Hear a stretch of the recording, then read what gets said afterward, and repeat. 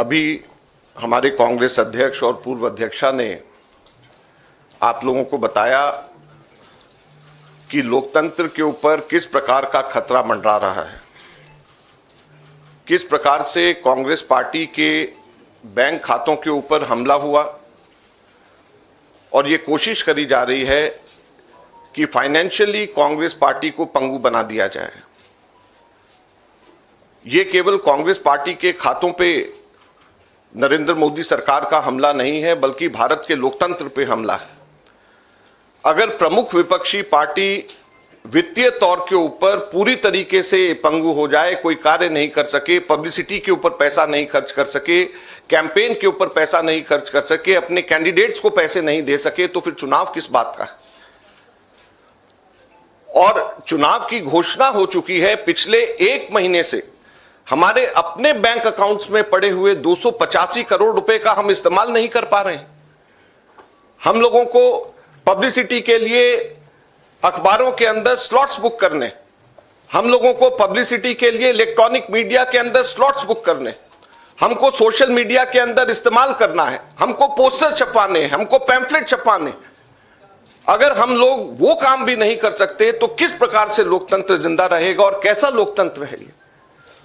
मैंने पिछले सप्ताह आप सब लोगों के सम्मुख मोतीलाल वोरा जी के समय 2017-18 के एक केस को लेकर के इनकम टैक्स डिपार्टमेंट ने 2017-18 के बेसिस के ऊपर 7 साल बाद में जाकर के हमारे बैंक के खाते अब जाकर के फ्रीज करे हैं, उसकी जानकारी दी। मैंने कहा कि ये 7 साल पुराने कैसे फ्रीज किए जा सकते हैं और टाइमिंग इसका कैसा है। लेकिन मुझे अभी बहुत दुख के साथ कहना पड़ रहा है कि पिछले हफ्ते ये नोटिस हम लोगों के पास में आया है, इसकी कॉपी आप सब लोगों को मिल गई है, आप सब लोगों के आ गई, आप जरा देखिए। ये सीताराम केसरी जी के जमाने का नोटिस हमें पिछले हफ्ते आया। आप सोचिए, सीताराम केसरी जी के जमाने का 1994-95 की असेसमेंट ईयर का नोटिस अब हमारे पास में आया और इसको लेकर के भी आगे आने वाले समय के अंदर फिर से बैंक को फ्रीज करने का और डिमांड लगाने की ये कवायद शुरू होगी। तो ये कौन सा लोकतंत्र है। अगर इसी रफ्तार से जाएंगे तो महात्मा गांधी के समय पे जमनालाल बजाज जब ट्रेजरर हुआ करते थे, उस टाइम पे भी कोई चीज निकाल करके अब इस वक्त इस चुनाव से पहले हमारे अकाउंट्स को फ्रीज किया जाएगा। तो ये किस चीज का लोकतंत्र है। 30 साल पुराना, 31 साल पुराना असेसमेंट ईयर का हिसाब निकाल करके हमारे खाते फ्रीज करे जा रहे हैं ताकि हम लोग चुनाव ही ना लड़ पाए। हम लोगों के पास में मुख्यतः 3 बातें हैं कहने की। हर पॉलिटिकल पार्टी इनकम टैक्स से एग्जेम्प्टेड होती है, कभी किसी ने भी पेनल्टी इस तरीके से नहीं दिया, तो कांग्रेस पार्टी को अकेले क्यों चुना जा रहा है। दूसरा, इसकी टाइमिंग देखिए, 2017-18 का मोतीलाल वोरा जी के टाइम का और 1994-95 का सीताराम केसरी जी का समय, और केवल 1 महीना पहले चुनाव के घोषणा होने से पहले यह काम शुरू किया जाता है। और तीसरा, क्वांटम ऑफ पनिशमेंट देखिए कि कितना बड़ा पनिशमेंट। क्या हमारे सिर्फ 0.07% पूरा 199 करोड़ का कैश में हमारे अपने एमपीज ने अपनी तनख्वाह दी, उसकी वजह से 0.07% की अनियमितता की वजह से 106% की पेनल्टी हमारे ऊपर लगाई गई। 106% की कितना, 0.07% की अनियमितता की वजह से 106% की पेनल्टी हम लोगों के ऊपर लगाई गई है। ये क्वांटम। हम लोगों ने मात्र 30 दिन लेट हम लोगों ने अपने अकाउंट सबमिट करे। ये इनकम टैक्स एक्ट मेरे पास में है, इसका सेक्शन 234F ये कहता है कि सिर्फ 10,000 रुपए की मैक्सिमम पेनल्टी ली जा सकती है अगर कोई व्यक्ति लेट अपना, कोई भी ऑर्गेनाइजेशन या व्यक्ति कोई भी लेट अपना इनकम टैक्स सबमिट करे, केवल 10,000 रुपए। और हमारे ऊपर 210 करोड़ रुपए का, 210.25 करोड़ का 210.25 करोड़ का लियन मार्क कर दिया गया। 10,000 की सिर्फ पेनल्टी, सिर्फ 0.07% का हमारा टोटल अकाउंट में से कैश के अंदर लिया गया। ये कहां का न्याय। 115 करोड़ रुपए फोर्सफुली हमारे बैंक अकाउंट से इनकम टैक्स ऑफिसर्स ने बैंक मैनेजर्स के पास में जाकर के सरकार को ट्रांसफर करा दिया गया। वो अब हमारे पास में नहीं है। 115 करोड़ रुपया बैंक मैनेजर्स को जाकर के एक तरीके से डरा करके धमका करके इनकम टैक्स ऑफिसर्स ने हमारे अकाउंट से इनकम टैक्स डिपार्टमेंट और सरकार को वापस ट्रांसफर करा दिया।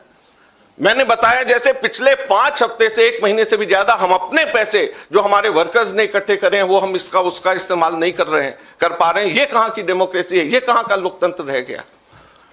तो इसलिए हम आपसे कहना चाहते हैं, ये केवल हम लोग तो अपनी लड़ाई लड़ेंगे, लेकिन ये आप लोगों की भी लड़ाई, मीडिया की भी लड़ाई है, देश की जनता की लड़ाई है।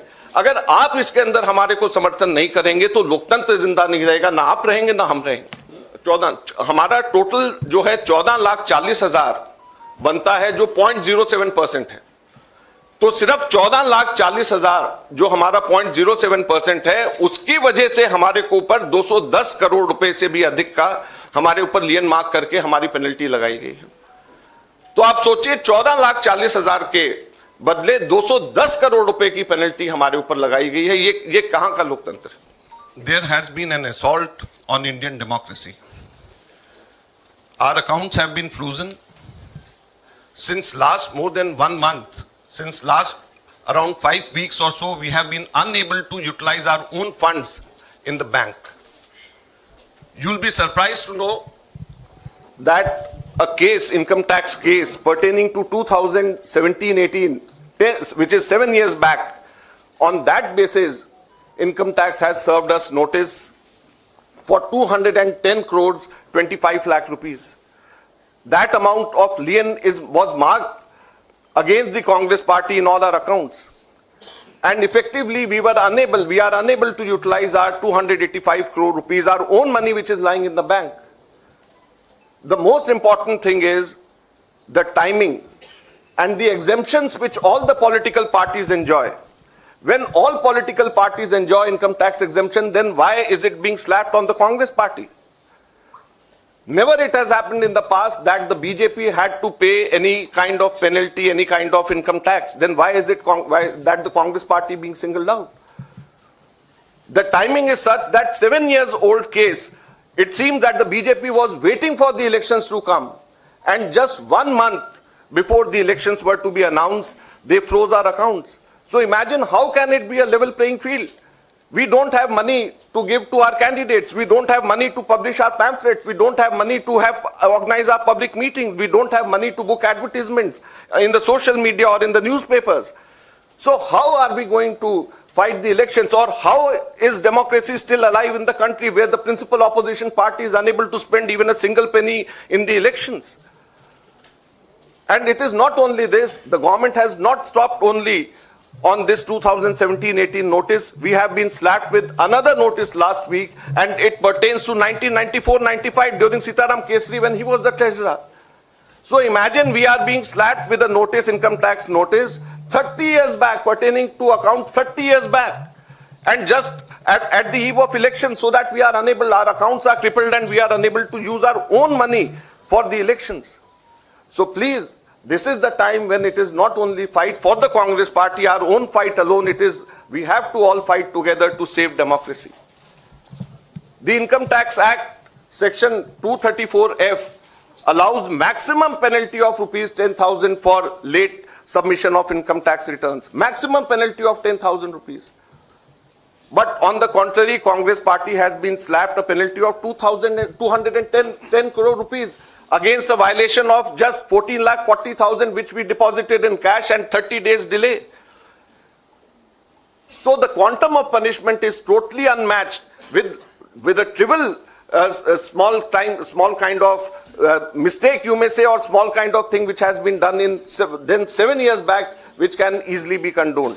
Thank you very much. Zee Kannada news ಈಗ ನಿಮ್ಮ ಮನೆಯಲ್ಲೇ ನೋಡಿ. ಎಲ್ಲ ಕೇಬಲ್ಗಳಲ್ಲಿ ಈಗ ಲಭ್ಯ.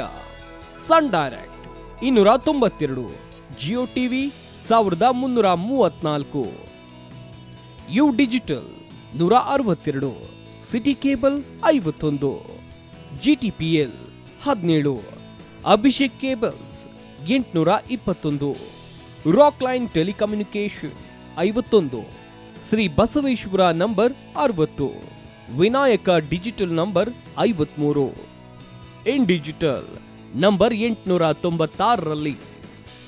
ನಿಮ್ಮಿಸ್ತದ ಜಿ ಕನ್ನಡ ನ್ಯೂಸ್ ನೋಡಿ ಆನಂದಿಸಿ.